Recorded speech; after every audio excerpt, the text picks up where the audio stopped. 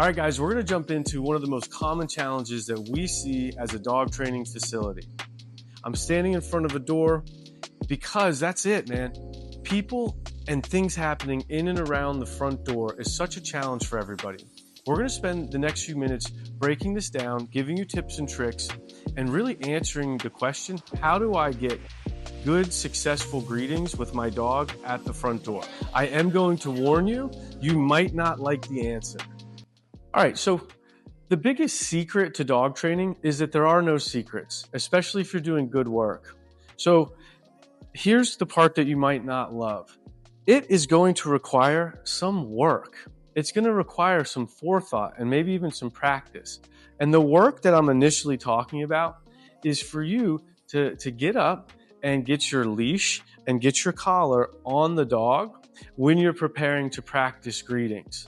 This is just a critical step because if you don't have a way to communicate to the dog and give some instruction, then you're really going to be essentially chasing the dog around with no effective way to explain to them what it is that you want them to do. All right, so step one is going to be having your leash and collar and being able to have the dog in what we would call the primary position, which is the dog being next to you and slightly behind you in a relaxed body position, just like this.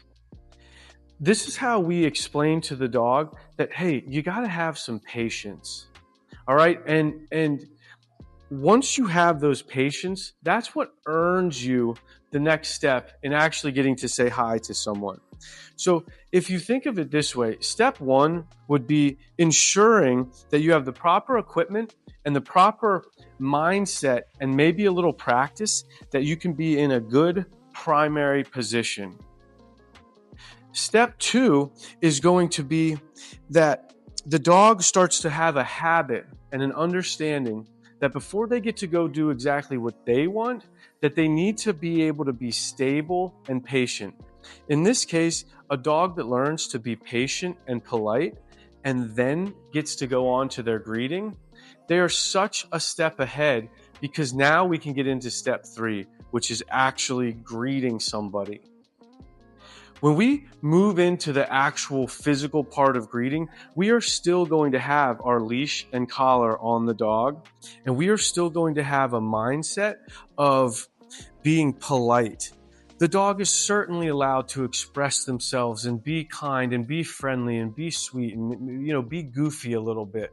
However, if they cross a threshold that would be rude or dangerous or pushy or intrusive, then we step in with our leash and our collar and we gently explain to them, hey, that's not tolerated. That's not how we do this.